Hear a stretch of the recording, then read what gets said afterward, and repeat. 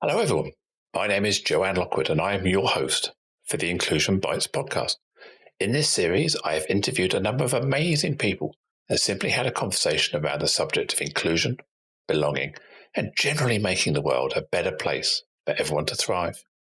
If you'd like to join me in the future, then please do drop me a line to joe.lockwood@seechangehappen.co.uk. That's SEE changehappen.co.uk. You can catch up with all of the previous shows on iTunes, Spotify, and the usual places. So plug in your headphones, grab a decaf, and let's get going. Today is episode 38 with the title Secrets from the Habitologist. And I have the absolute honour and privilege to be joined by Tony Wynyard. Tony describes himself as someone who helps people create habits to become automatic. When I asked Tony to describe his superpower, he said it is the ability to assimilate pretty quickly to most places that he goes. Hello, Tony. Welcome to the show. Hi, Joe. And it's great to be here. So thank you for inviting me.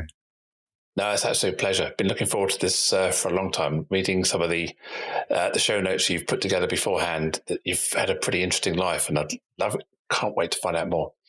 So, Tony, when we talked earlier, we talked about you have a nickname of the habitologist. And so what are the secrets of a habitologist?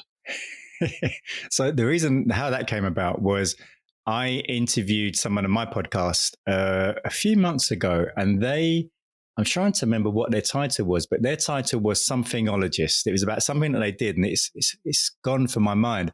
But it stuck me, and I thought that was quite unique. And at the time, I was training to become a tiny habits coach. And I just played around with the habitologist, and I looked around on Google and see if anyone was using it. And originally it was just for a bit of fun. And a couple of people said they quite liked it. So I don't use it often, but I do use it sometimes. Fascinating. I mean, when I talk in the D&I space around bringing change, a lot of it is around nudges, which I guess are tiny habits, small micro changes around process, around beliefs, about framing that can have a huge impact. So is that what you do in terms of creating these new habits? Yeah, well, yeah, it very much is. And how it all came about really was for a few years now, I've been immersing myself in studying in various areas of health. So nutrition and sleep and movement and breathing and so on. And I found I had a very good knowledge about all of this. And I was able to give people lots of knowledge, but that wasn't really necessarily helping them implement the things I was talking about into their everyday of life, and actually maybe eating better or sleeping better or whatever the case was. And when I discovered this book, Tiny Habits, that was kind of like the missing piece of the puzzle, because then I was able to help people make it into a habit to sleep better or into a habit to eat better or whatever the case was.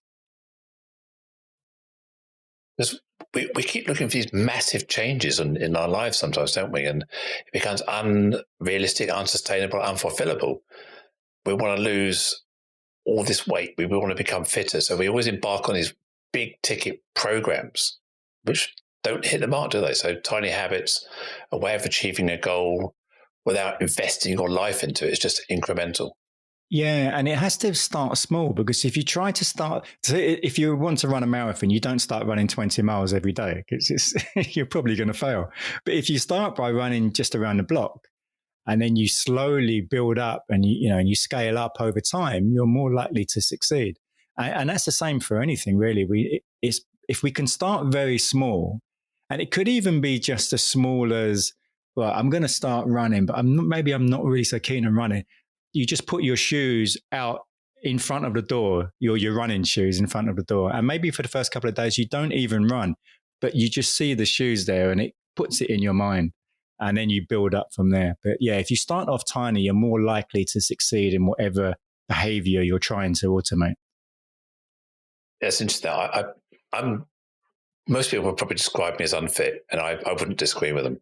I need to do something about my activity. And we moved house recently into the countryside, and I decided that my new habit was going to be go for a cycle ride. So I bought a bicycle, and I had an over ambitious expectation of my own physical ability. I thought, I can jump on a bike. It can't be that difficult. I used to ride a bike every day to school, and I've been to Centre Parks like you do. And I suddenly realised that I'm now 56, very overweight, and that I'm not as fit as I thought I was. And my first 5 miles, I think I felt like I needed oxygen when I got home again. I did it. I made it. I cracked it. I went to the place and came back again.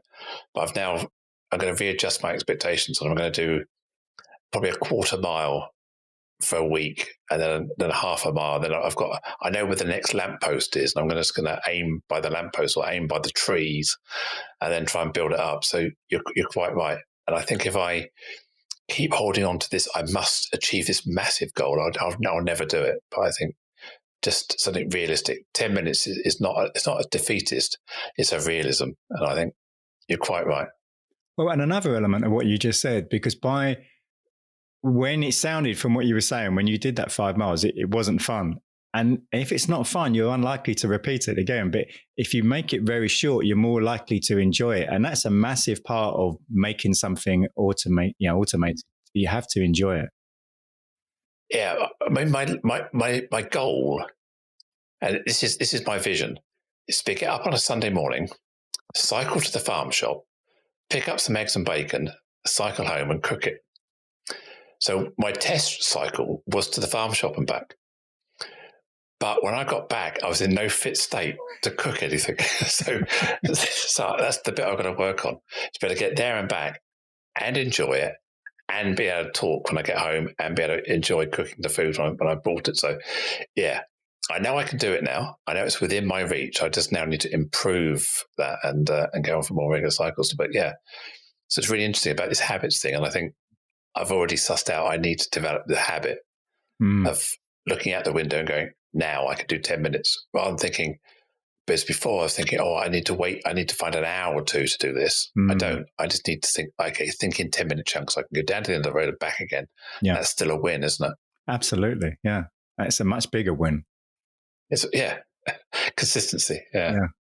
I mean, you've had a pretty fantastic life from what I can read from what you sent me. You've lived in 11 countries. Yeah. And you did some radio presenting as well in your past. That sounds really intriguing. Tell me about that. I've worked on radio in a few different countries. And in one of the countries, I was in Indonesia for a few years. And I was, at the time I was working as a DJ in a nightclub in Indonesia. And the kind of equivalent of Capital Radio, I'm from London, so Capital Radio is my, the landmark I would use. And the equivalent of Capital Radio in Jakarta was a station called Tulajaya, and they asked me and the local DJ I work with to come into their station to interview on their breakfast show. And I'd already worked on radio in some other countries previously. And at the end of the interview, I made a couple of comments about the station and some improvements I thought that they might be interested in that would make this show run smoother, and some other things. I can't even remember what it was I suggested. But they turned around to me and said, well, why don't you have your own show?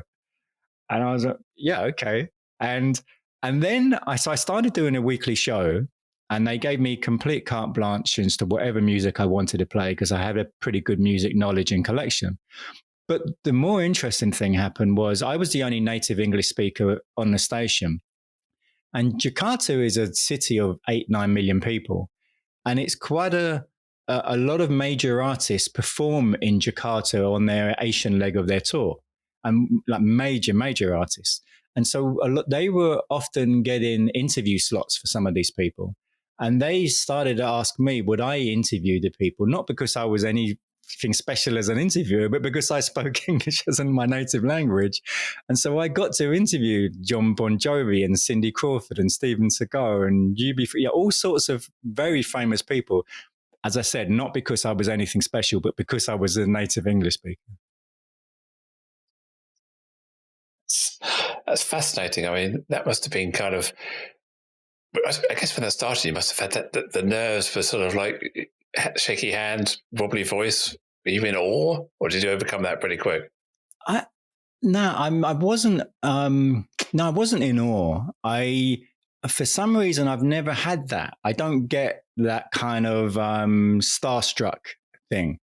But where I did go wrong, and it's actually it's interesting to something that we were talking about before we started recording. You talked about your style that you like to do the show, the kind of conversational style, and at the start of these interviews, I was doing a ton of research on every person I was interviewing. I had all this information about them, things they did, and when they'd released records and films and whatever it was.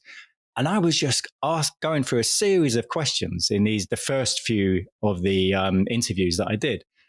And it took me a while to realize that there was no flow. It was just a series of questions. And then I can't remember who it was, but for one interview, I thought, what I've been doing hasn't really been working. Maybe I just need to have a conversation and be confident enough to not have any information on the person and just simply to have a conversation and see how that goes. And it went so much better. And I never knew where the episode was going to go, where the conversation was going to go. And the interviews were 100 times better. And I've just always done interviews that way ever since. And that was in the mid-90s, something like that. I mean, I often sort of beat myself up because I feel like I'm winging it. But sometimes winging it is actually more natural, more authentic, more interesting. When I don't know where the conversation's going, you don't know the conversation's going, and therefore the listener is following on that. As you say, if I was too prescriptive here and I've got your bio out and I ask you all this stuff, it's going to sound quite, I don't know, quite almost like fake or prepared. Well, I don't know about you. I've been on some podcasts where I have just been, the host has just had a series of questions. I remember it was literally just question after question, and there wasn't any connection between the questions, and it was so stunted. There wasn't any flow to it at all. Yeah, I do a lot of panel shows for corporate events. So they either want me to present, or I often try and encourage them to interview me live and get the Q&A going for the audience. And they always want me to give them a whole load of questions or give them all the things. I said, well, look, can't we just make it up as we go? But I suppose that requires a confidence in the host, doesn't it? And I suppose I've got to be careful here that I'm not imprinting my confidence into somebody else who may not have it. So yeah, it's nice to have a few prepared questions, I guess, but it's nice to go off piece quite quickly. Well, and actually, I had a couple of comments from some of these like megastars and they were being interviewed all day long by various radio stations, TV stations, newspapers, and so on. And a couple of times these conversations, as I say, just went off on a real tangent. And a couple of times the end of the interview would say, wow, I really enjoyed that because we covered some ground I haven't covered in every other interview, just been question after question. But we discussed some stuff today that I haven't brought up in any of the interviews. And so that reinforced my confidence to continue doing that. Yeah, brilliant.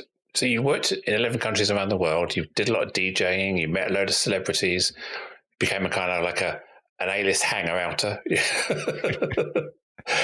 And you came back to the UK after that? After a few years, did you? Yeah, I mean, it sounds very glamorous, and in some ways it was. I mean, I worked in all those different countries, and I was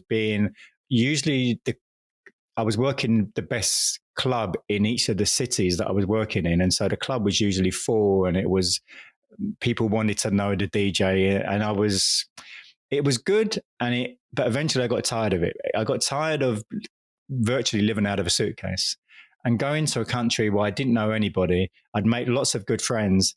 And then there was always this scene at the airport where I've got all these people saying goodbye to me. And I know I'm probably never going to see most of them again. And then I go to another country and I start this whole thing afresh. And after a while, it was a combination of I got tired of that after a while, but also I'd been away from England for 12 years. I thought, yeah, maybe for the first 10 years, I didn't miss England at all. Whenever anyone said to me, are you going to go back to London? My reaction was normally, why would I want to go back there? But then eventually I started to miss things. And plus at the same time, my mum started to lose her eyesight. And I thought, okay, now's a good time to go home. So yeah, after 12 years, I returned. The DJing or something else? Well, and yeah, I also got fed up of club DJing. So I didn't want to continue working as a DJ, but I wasn't really qualified to do anything else. And I didn't know what I wanted to do. And my best friend, who I'd known since we were we're the same age, and we're 14 days apart in our birthdays, and we went to the same school and everything, and our parents know each other.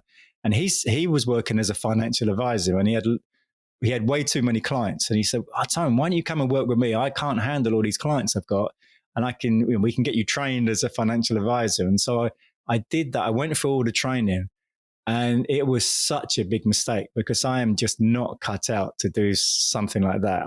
I had a ball in having the conversations with these clients because I really enjoyed talking with people.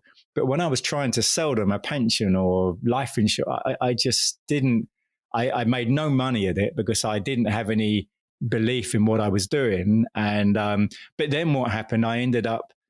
People were offering me DJ work, but this time as a wedding DJ, which is very different to a club DJ. And so I ended up doing that just to make some money because I wasn't making any money in trying to sell financial services. And so I ended up working as a wedding DJ. Wow, that's a big difference. So you're transit van, a load of amps and speakers and lights on the road, gigging it, were you? Yeah, and it started off, because I'd been away for so long, I didn't really have a reputation, and as I said, a wedding DJ, the typical person, a couple who was going to book you for a wedding, they would never have heard of me as a club DJ, especially as I'd been away for so long. So my reputation didn't count for anything as far as weddings were concerned. And so I started off almost at the bottom of the rung, earning really poor money and not particularly being respected. I mean, it wasn't a great experience at the beginning. But I found that as a professional speaker, you do your first gigs. Now, I always think about when I watched the Freddie Mercury film and the history of Queen. Literally, all these mega bands, all these world famous rock stars, all started off lugging their kit in the back of a transit in a dirty, dingy, smelly pub somewhere, and then moving on to the next venue the next night.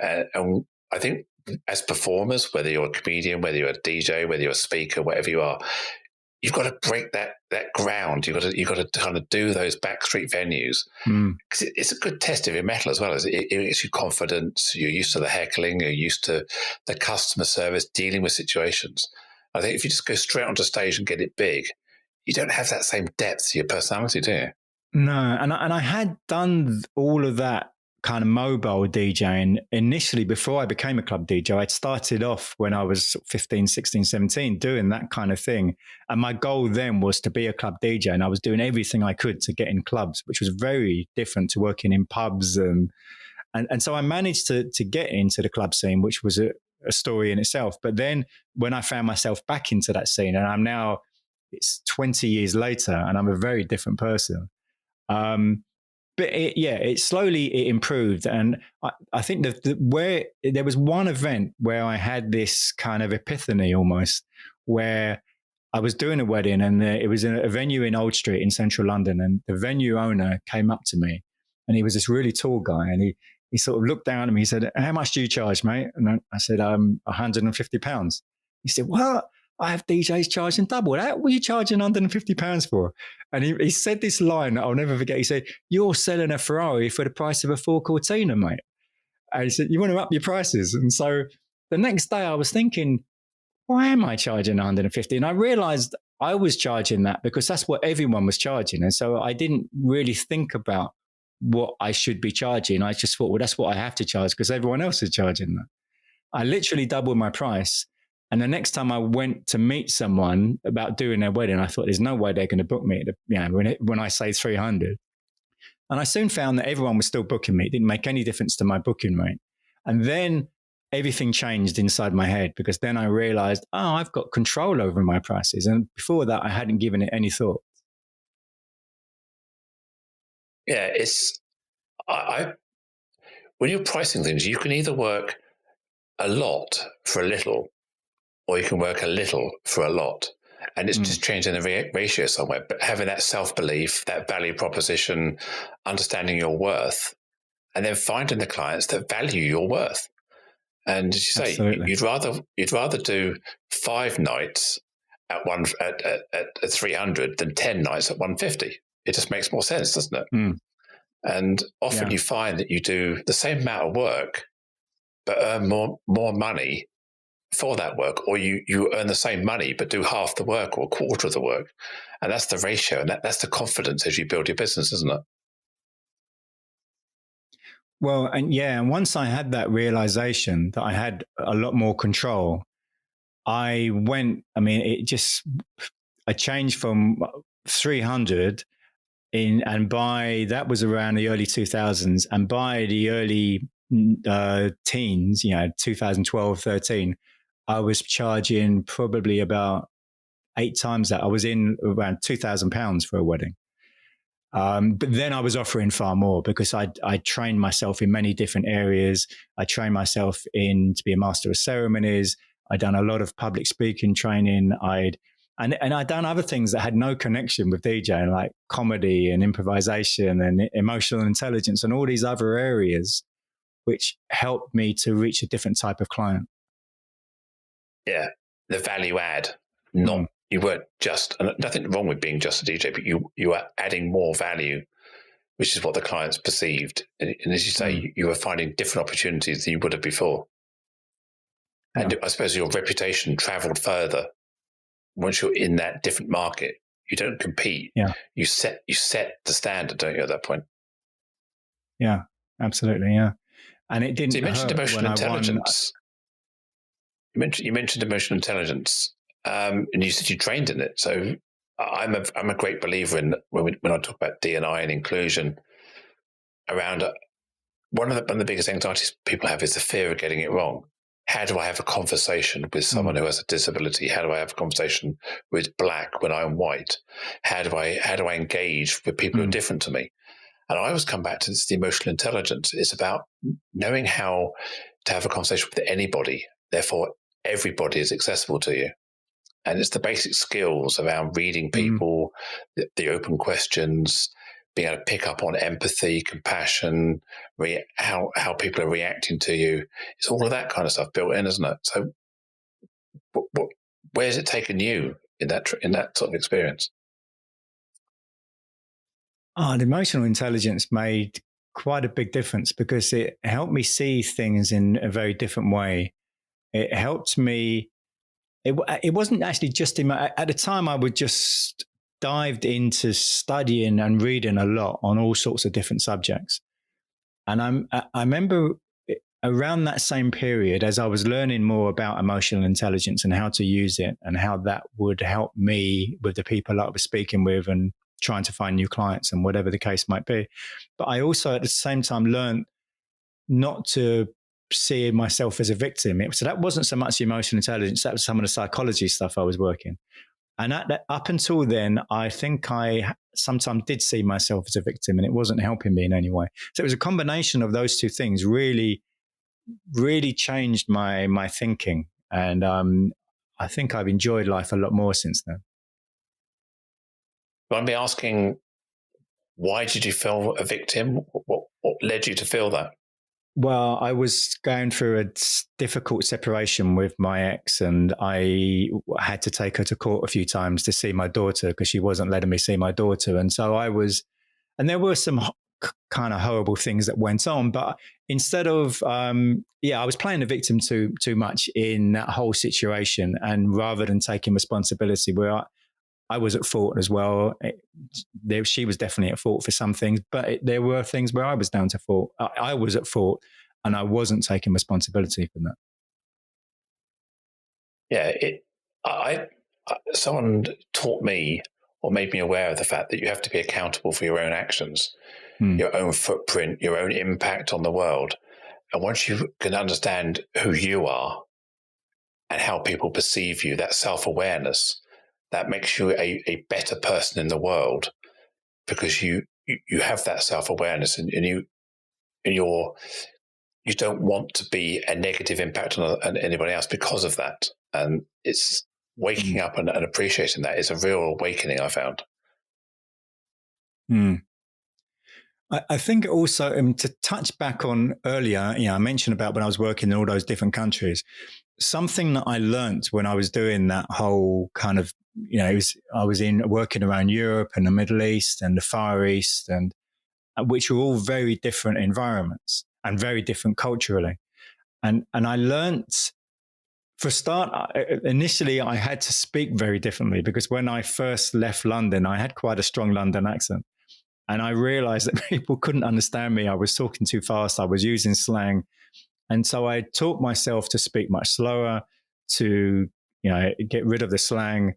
And then each of the countries I was in were, from some countries that are very rich, like Japan and Switzerland, to some countries that are extremely poor, like Indonesia and Syria. And so there were some very extremes. And I taught myself I learned quickly how to adapt to very different situations, and the way that the people I was meeting and the way they were responding to me was very different. So that taught me a lot, I think, about emotional intelligence in some ways as well. That's interesting you mentioned that. I traveled quite extensively in my early 30s. I used to work for an international private bank, which had offices in many countries, mainly the higher end of the food chain, sort of the more affluent market. And I also a member of a club, which I culminated to being the national president at one point. And that was an international club. And I used to go on lots of international trips, staying in people's houses in various countries and then living with the culture. And I learned, this was probably back in the mid to late 90s, I started this, where the level of English spoken by people who lived in other parts of Europe or other parts of the world wasn't as advanced as it is today. People were learning English, but not fluently. And so I learned pretty quickly that you had to speak with a rhythm, with a certain pace, be very conscious about the words that you would use in your language. And I wouldn't say being patronizing, but being very deliberate about what you were trying to say in a way that was clear and not, as you drift into localisms or slang or rolling your words together. So I got very used to talking this very understandable way. And people used to say to me, you're so easy to talk to. You're so easy to understand. And I've always held that belief that make yourself easy to understand. If you want to be heard and truly listened to, take responsibility to make sure you communicate in a way that people do listen to you. And I still hold that true today. And I still find that people give me feedback and say, I speak in a very clear, very evenly paced, interesting way, great radio voice. And I think, okay, I don't know where that came from, but obviously over my lifetime, spending my time in different cultures with people of different languages, you get used to communicating in a way that is less complex, maybe, or without unnecessary complexity. And I wonder also if something that it's only recently that I realized this, because I guess I just took it for granted for many years. In the last couple of years, there's been a couple of situations where some people, I can think of one example in particular where a friend of mine who's doing these online courses, he's creating these courses, which have been sold to people in many different countries. And he hasn't really traveled that much. And he was asking me for feedback on some of the copy he was using and some of the things he was saying in the sales videos. And I said to him, well, these are going to Canada. You told me that you've got clients in Canada and Mexico and some places in South America, and they're not going to understand some of these words you're using. And he hadn't even crossed his mind, because they were just words that he used every day. But I knew from being in all those different countries that there were many words that we use just without even thinking, that people in some other countries, although they've learnt English, they just don't understand some of the idioms and phrases that we use. And we forget, we pick a lot of our common language up from television, from TV, the metaphors, similes, and you say the idioms we use tend to be very contextual, which don't translate. And we've got to be really, really careful that we're not misinterpreted. It's something we think we've said that's clear. And I've had people say to me, what do you mean by that? And I go, oh, you're right. There's no context there, is there? There's no background to that phrase that came out of a 70s TV program. It's being really, really sanitizing your language to make it understandable. But you're trying to do that on the fly without sounding patronizing, without sounding like you're treating somebody as the stupid or an idiot, which can come across if you try too hard, but being very natural and flowing and being very well paced. And I think the speed of talking is very important as well. Allowing pauses, allowing reflection time, gaps between words. Again, it not just helps people where English isn't the first language, but also someone who lip reads, someone who is looking for that clue for maybe they're hard of hearing, whatever that may be. It's allowing time to process as well, isn't it, rather than just rush people into the next point. Yeah, and also what you just said there reminded me of a story about the pause is so important in so many different areas of life. I mean, certainly in the situations you were talking about, but it also, by having that pause and slowing the pace down, it allows people whose native language maybe not English, they've got time to think about what it was you're saying and understand what you're saying. But the story that it really reminded me of, I dabbled in some stand-up comedy a few years ago, and I had some sketch that I'd written, or a series of sketches, and I was trying my hand in different comedy clubs. And I wasn't trying to be a comedian. I was just trying to see if I wanted to make people laugh because of the speaking I was doing, and I wanted to be able to inject more humor into my speaking. So I thought, well, this is the true test. If I can make people laugh in a comedy club. Anyway, I had all this, my whole approach was mostly story led. I didn't really do sort of gags or such. But because I hadn't done this before, I wasn't supremely confident that I was a very good comedian. And for the first couple of gigs I did, I just sort of told a story, bang, straight into another story, straight. And I didn't really leave any time for people to get some of the stories that I was saying. And so I wasn't getting many laughs. At the fourth gig, I don't know why, but I felt more confident for some reason. Maybe it was a nicer atmosphere or something. There was more people. And there was one particular story I had, which was a real wordplay. And at the end of this story with the kind of wordplay, I paused. And the reaction I got, it was only a small pause, and I was about to go on to the next story. And I literally had people standing up and cheering and giving almost like a standing ovation. I thought, wow, what a difference just by pausing for a couple of seconds before moving into the next story. That taught me a huge amount. I've done a couple of stand-ups. I say couple. I've done one routine. I did it 4 or 5 times. And I learned very quickly, you have to let the audience laugh. You have to create space for the audience to find something funny. Otherwise, as you say, without the pause, there's no opportunity for someone for the joke to land, is there? You have to create that space. Obviously, lockdown's kicked in, and I haven't furthered the stand-up, but I'm not sure I enjoyed it. It's a bit like we were talking at the beginning about these small habits. I volunteered to do it because it was way outside of my comfort zone. It was like this big thing that I was scared of. And I thought, well, if I'm scared of it, I've got to do it. And as a professional speaker, I'm used to getting up on stage. So it wasn't the fear of the stage.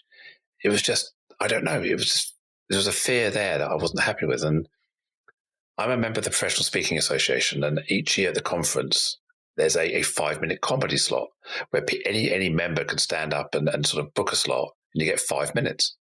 So I remember sort of the convention beforehand saying to the person who was organising it, I'd like a comedy slot next year. And they said to me, you're in. You're the first. Tick. Got it. I thought, it's a year away. No problem at all. About 48 hours before the night, I thought, I need to do something. I need to have a routine. And I'm sure other people have rehearsed and practiced, but that's not my style. I tend to be a kind of it comes into my head, it pops into my mouth, and it goes out. And I had a whole load of routine. I had 4 or 5 stories, which were actually life anecdotes that I knew individually they were funny. I knew individually I knew them, so I had a routine.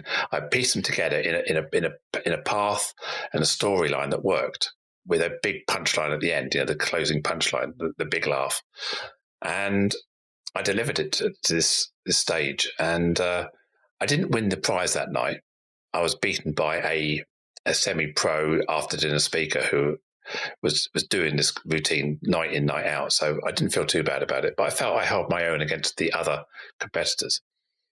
And then I was traveling to Australia to speak at a conference over there in Melbourne, and another person, a friend of mine who was also traveling to the same conference to speak, mentioned the fact they were going to do their stand-up routine at a comedy club in Melbourne, downtown Melbourne, one night. And I just emailed back and said, any chance you could give me the details? Because I'll book a slot at the comedy night as well. So however many thousand miles from home on a Tuesday night in this comedy club in Melbourne, I stand up and give my routine again. And the feedback I got from the MC booker organizer was I raced it. I think my nerves kicked in outside my comfort zone. I probably raced it too much. And also because they give you a finite time, it's got to be 5 minutes.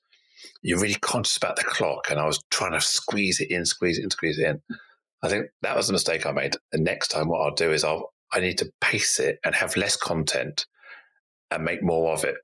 And I think that's the mistake, is trying to, and I think as a speaker, it's the same. You try and put too much in and you end up overloading people. So sometimes less is obviously more. And I think with comedy, 4 or 5 well-honed stories that land are better than 7 or 8 squeezed. And I learned that. And I delivered it a couple more times since. Once at a networking night in London, and once at a women's International Women's Day event. I delivered it as well. And as I say, I'm not sure if I want to do it again, but I've done it a few times, and certainly, I learned a lot about myself, and I can be funny, which is probably the most important thing.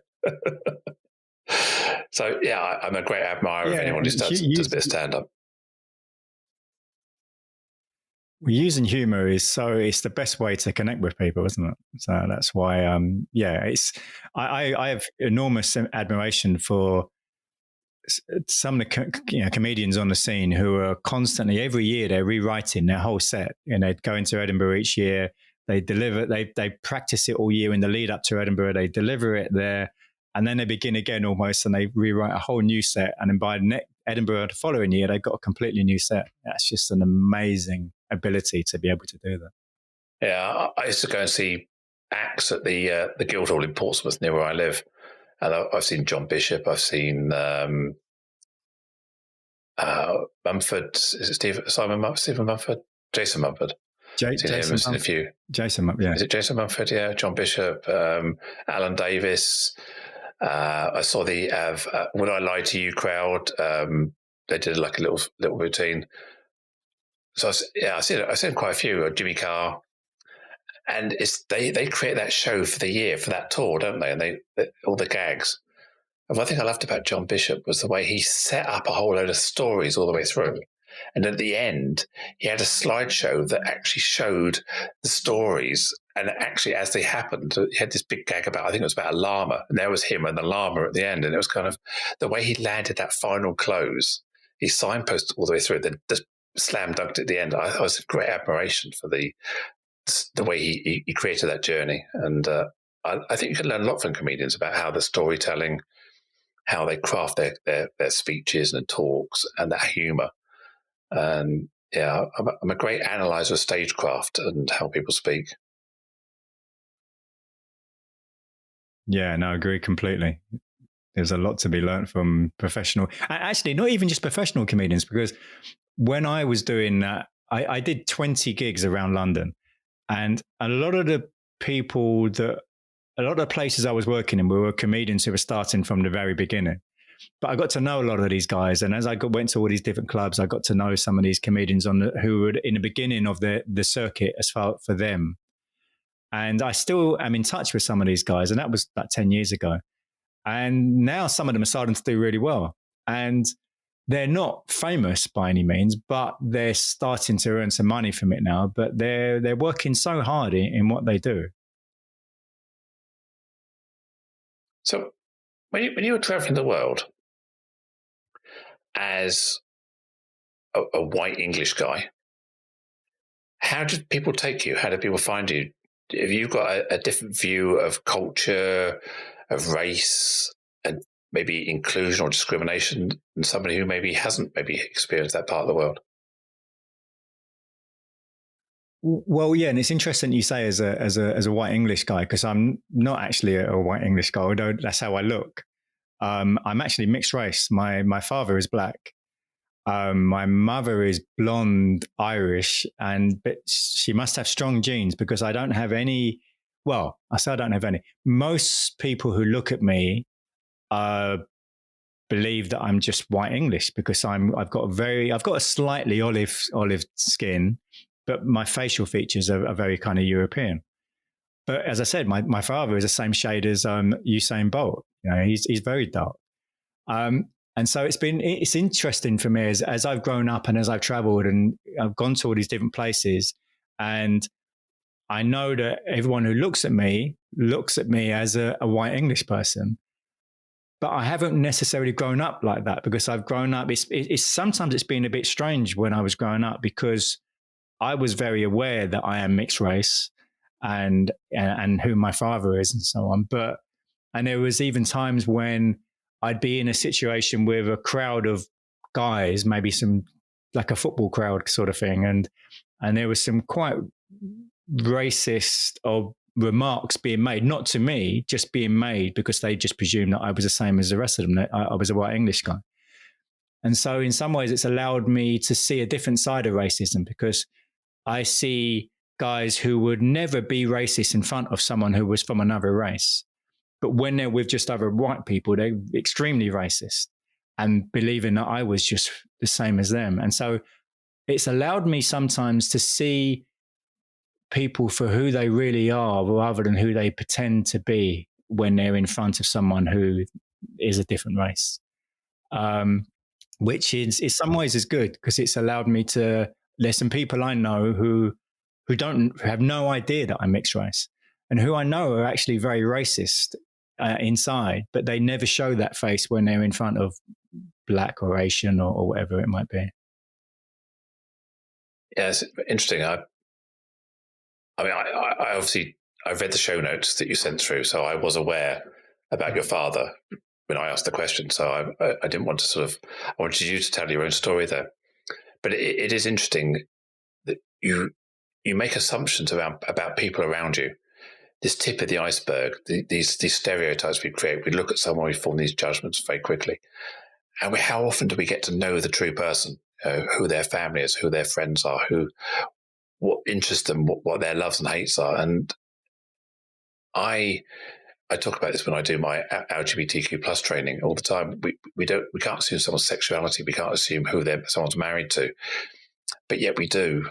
We make an assumption that I know I've got many gay friends, or it's always presumed that they're married to a woman, or if they say they're married to a man, and then they talk about their children, so they get puzzled. How can you have children if you're a man married to a man?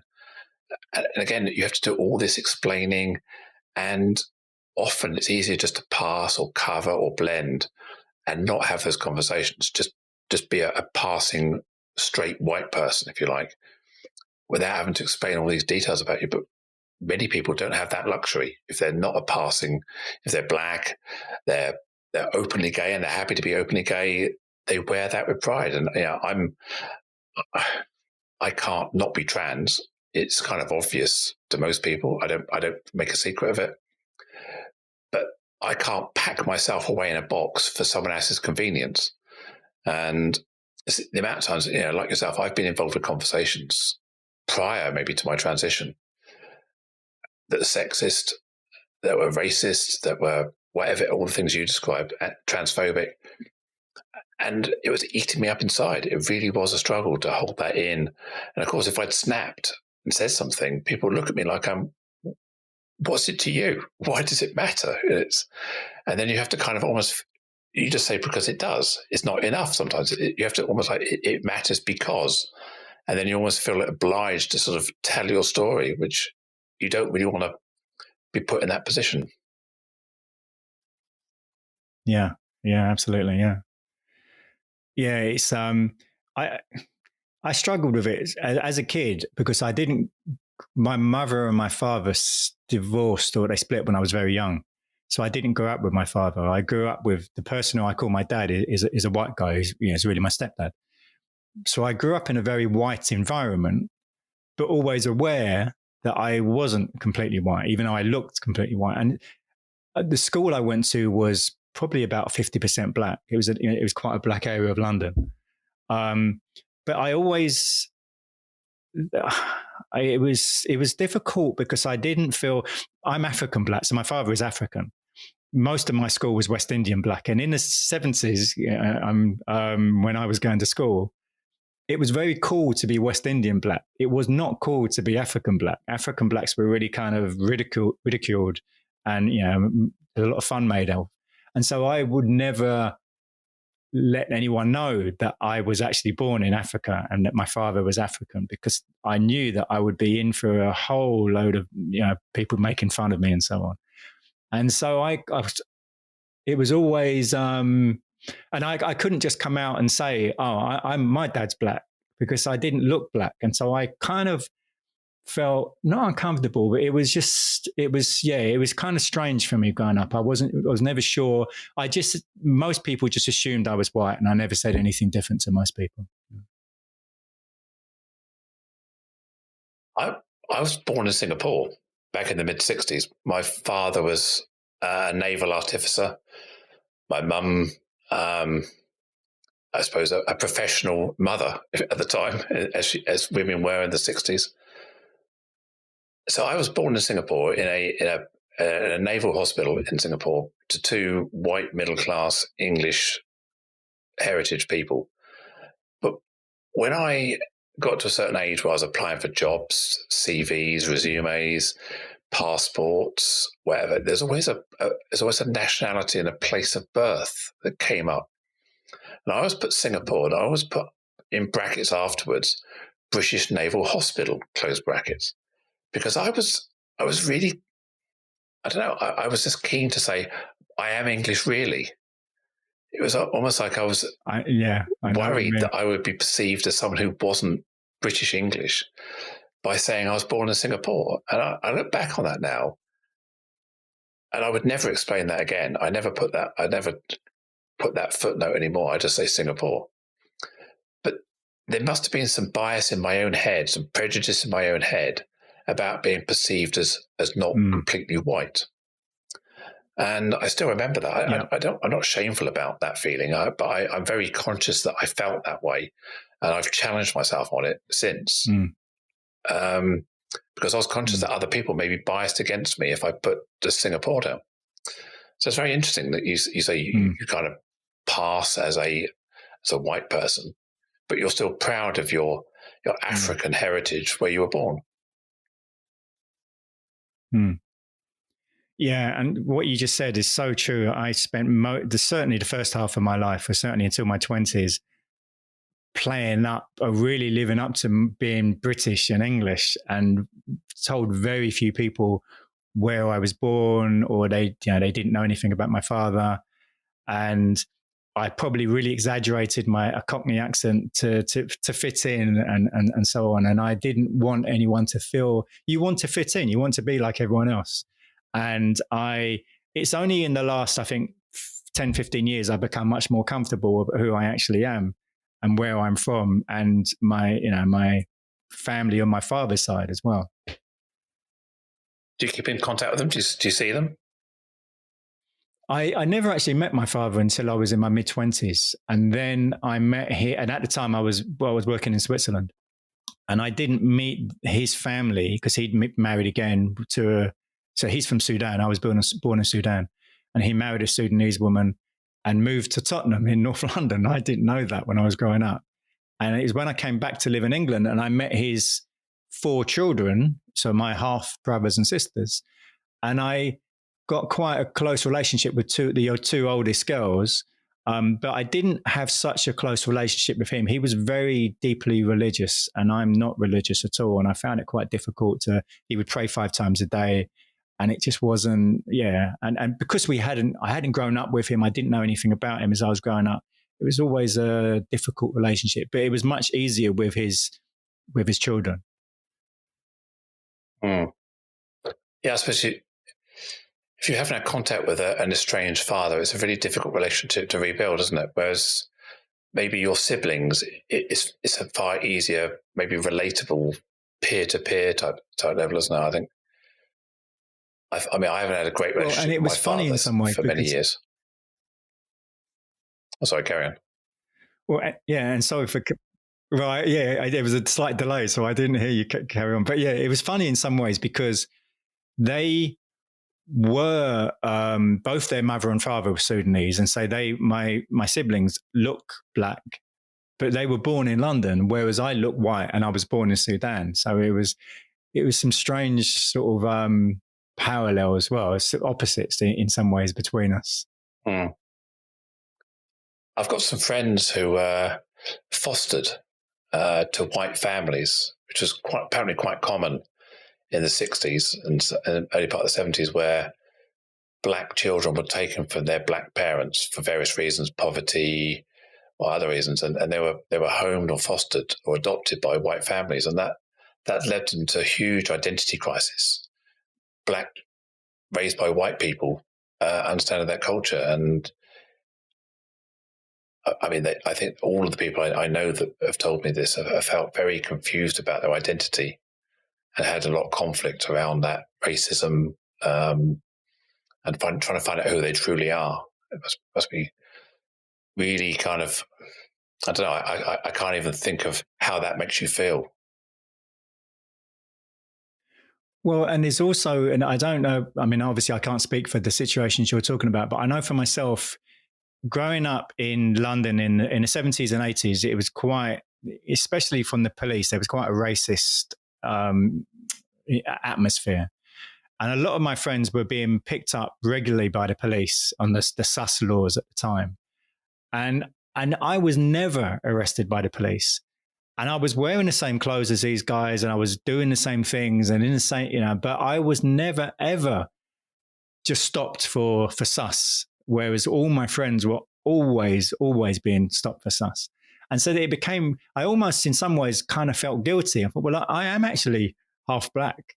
And if these police officers had known that, I probably would have been stopped more often. But I was literally never stopped. And yet my friends were always being stopped. Yeah, that must be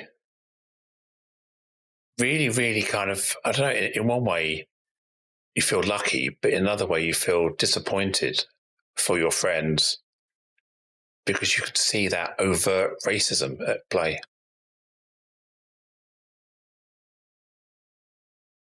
Yeah, there was a feeling of guilt in sometimes because I realized I was really, really lucky that I was not being subjected to what my friends were being subjected to. And that was just purely by the luck of not having a darker complexion. I mean, my best friend was also mixed race, and he was his father was black and his mum was white, but he looked very black. His hair was more sort of afro and so on, whereas my hair's not.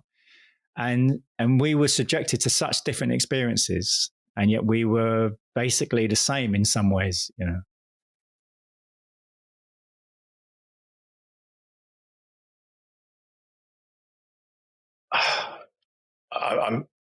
I'm kind of lost for words because that situation for me, I've got no reference point of that conflict of identity or that conflict of history in my life. So it's hear your story and hear the story of other people I've spoken to.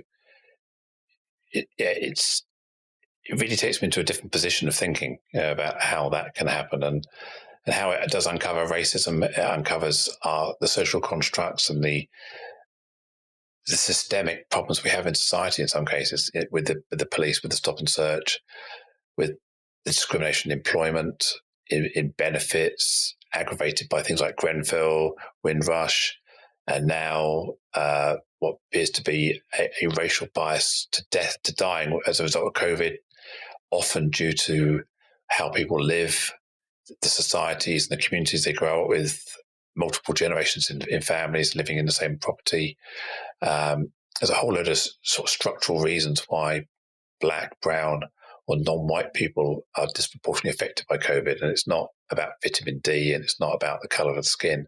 It's about the societal constructs that we've created around those communities. And it's, as a white person, I'm really shielded from that. And I'm spending a lot of time educating myself on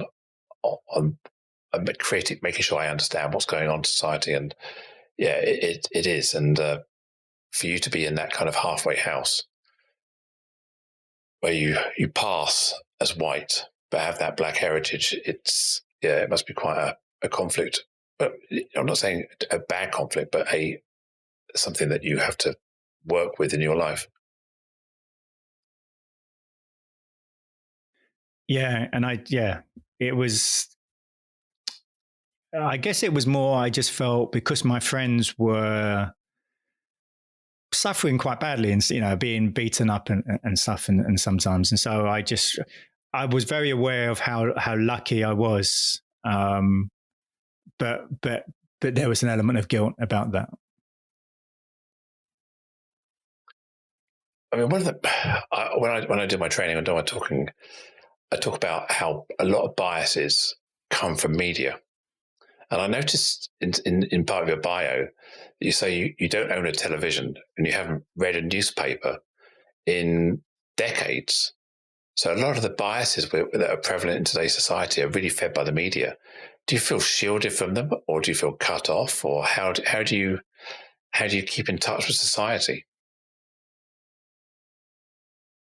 I don't feel the need to. I feel, and I have very little stress in my life, and I believe that's one of the reasons is because I don't feel that I have to keep in touch with everything that's going on and have to know what's happened yesterday in Westminster or what the Daily Mail have made up or whatever the case may be.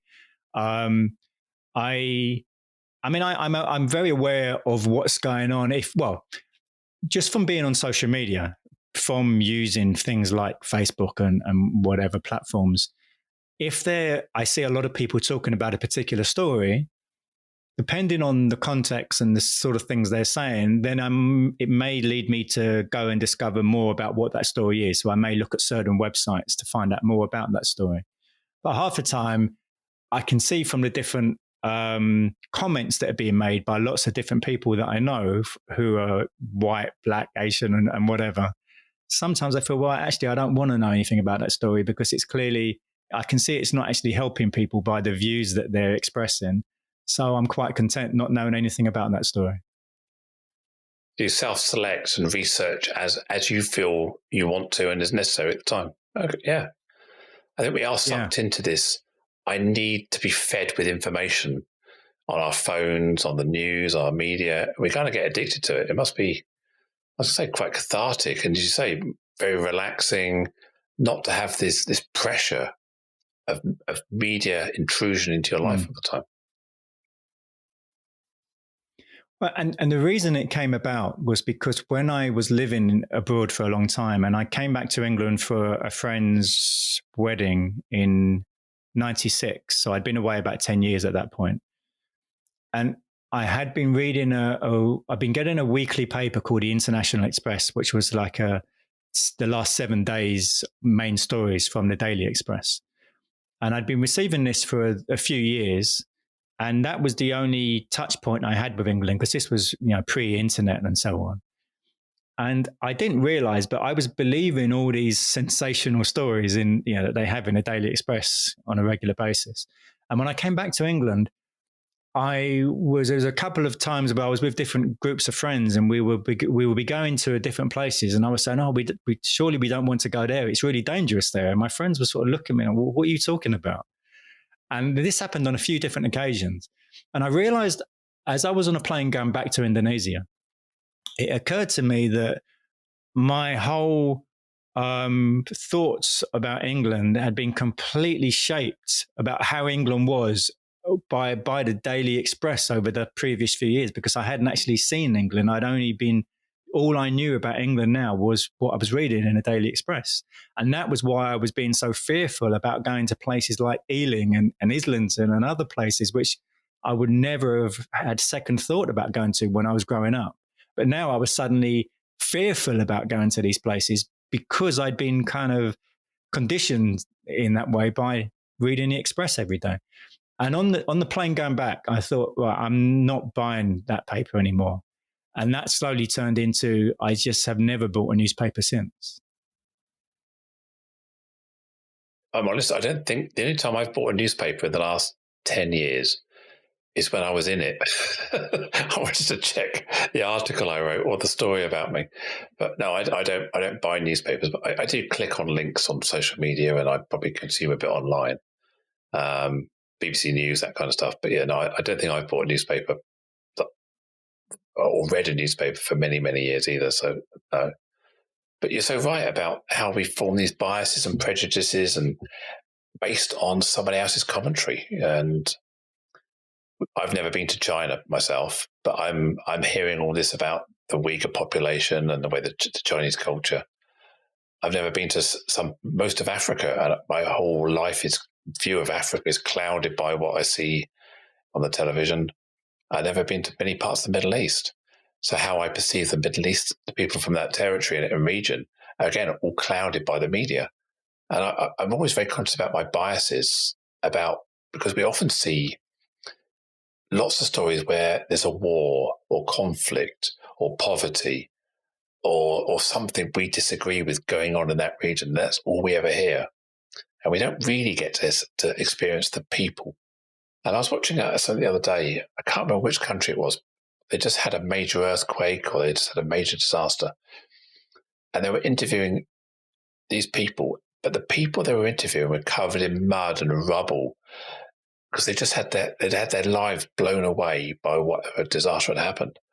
And I thought it's already made them seem more primitive, less capable, less intelligent. My biases were building up big time. I thought, no, these people have jobs, they have families, they have a bank account, they have money, they drive a car, they have a position in society that delivers a service to other people.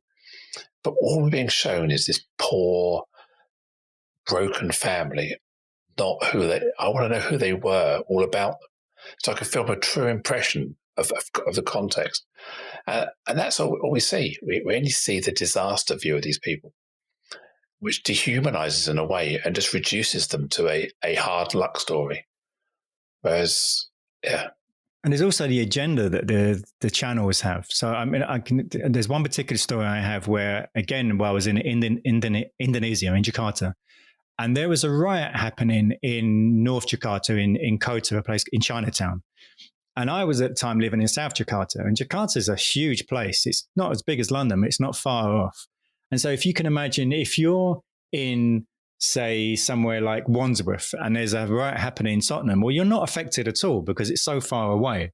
Well, so I was at a friend's house at the time, another English guy, and we happened to have just walked down the road to the local pizza place, and we bought a pizza, and we're back in his house, and we're eating the pizza, and we're watching CNN, who are reporting on this riot in Jakarta. And the reporter said, all the expats are barricaded in their houses because things are so bad. And we've looked at each other and thought, we've just walked down the road to get a pizza. What are you talking about? The expats are barricaded. But everyone who was outside of Indonesia and couldn't see what the situation was would obviously believe what this reporter was telling them. And that wasn't long after that story with the whole newspaper thing as well. And I just started realizing these newspapers and media they've got this agenda which they want to make people believe. And if you're not there to see that actually that's not the situation, then you're going to believe that. Yeah. I think, if you like, from a D&I of this podcast, into business, and that's a real perspective that we want to maybe leave people with, that question what you're being fed by the media, question their motives, and seek out your own truth. A bit like you're saying, you do the selective research, targeted research to uncover the real story. I think that's really, really important. And as a takeaway, that maybe that's the nugget I'd like to leave people with here, is about understanding your biases, understanding what you've been fed, understanding the perspectives you have, and how to challenge those. Be really active about learning about some of about people, about new situations, cultural, emotional intelligence. That's what I always encourage people to do. Well, Tony, we've been speaking for just over an hour. I'm sure we could both carry on for another couple of hours, and I look forward to meeting up with you in the real world one day. So thanks, Tony. How do our listeners get in touch with you? Tell us a bit about your website, what you're doing. So I touched upon it, I with the whole habit thing. And as I said, the way that the habits came about is because I've been immersing myself in health for quite a few years now. And I help people to improve their sleep, their nutrition, their breathing, their movement, and their mindset. And I call my business Habits and Health. And so there's the ways people can get more information about me. My website is tonywynyard.com. Wynyard is Wynyard. I've got a quiz. You can find out whether you're in control of your habits or your habits are in control of you, which is tonywynyard.com/habits. I've got a free 5-day program, which I kind of coach people through improving their habits and how to create a habit from whatever behavior it is you want. Maybe it's to do press ups on a regular basis or to floss your teeth or whatever it might be. I've got this free 5-day program, which is tonywynyard.com/habits. Sorry, the quiz, I think I get, no, the quiz is habits-health.com. I think I gave the wrong URL before. I forget what it was I said.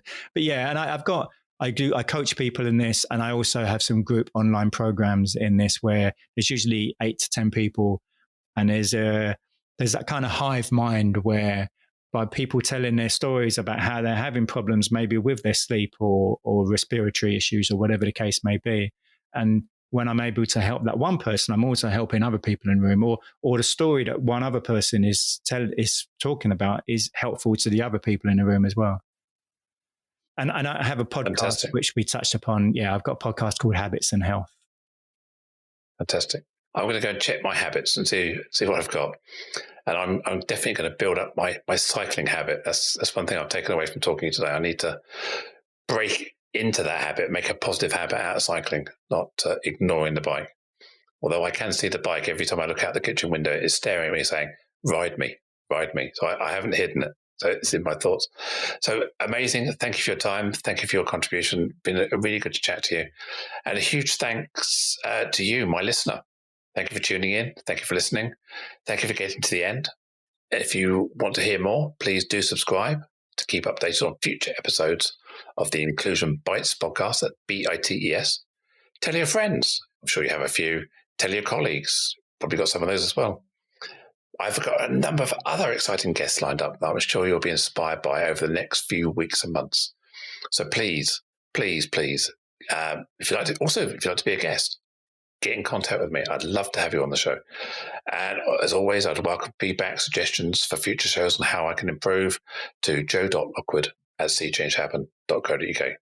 And finally, my name is Joanne Lockwood. It's been a pleasure to host this podcast for you today. Catch you next time. Bye.